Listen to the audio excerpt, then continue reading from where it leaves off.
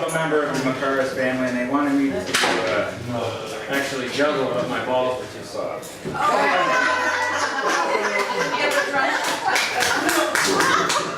thought they were too hard. 200 and I'm not a friend. I did want to share a little wisdom from the older generation to the younger that I actually picked up on a bumper sticker. It's really not that I'm old. Your music does really suck. But that kind of interesting deep sayings. Did you ever wonder where some of those famous deep sayings that you know ever came from? And that it's my theory. And I wrote this down today. My family had never heard this before. But it's my theory that those phrases and sayings didn't arrive at the finished work the first time. That it must have taken several drafts and iterations to get there to sound just right. And for instance, I was thinking of Jean-Paul Sartre, one of the famous existentialists who is known for writing, "Existence precedes essence." It's very deep, we can talk about that some other time. But I'm sure that wasn't the first draft.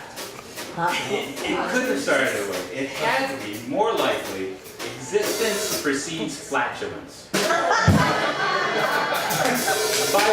By which through that process it was perfected. After having experienced his own or someone else's flatulence, I can imagine him thinking to himself, there is that certain je ne sais quoi, that essence of familiarity, like what you ate last night.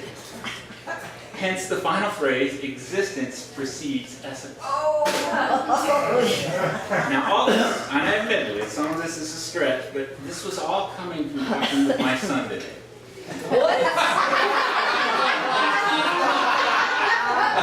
Who said, it must have been one of his first drafts, patience is an essence. And at first one might ask, in essence of what?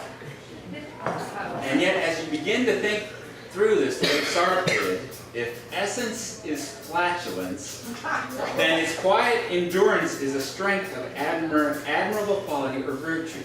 Hence, patience is a virtue. Or in layman's terms, my hat's off to you who can endure when someone else passes wind and you say nothing. That's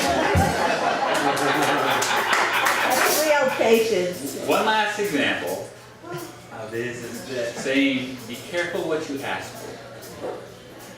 And it's probably because someone, that same someone who was foolish enough to pray or ask for patience.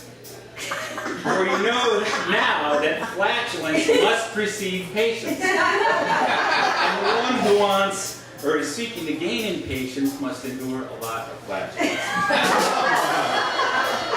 You know what they say, one good turn deserves another, and I'll leave you with the rest of my charge.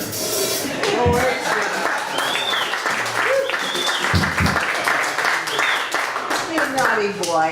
That's Jonathan, everybody.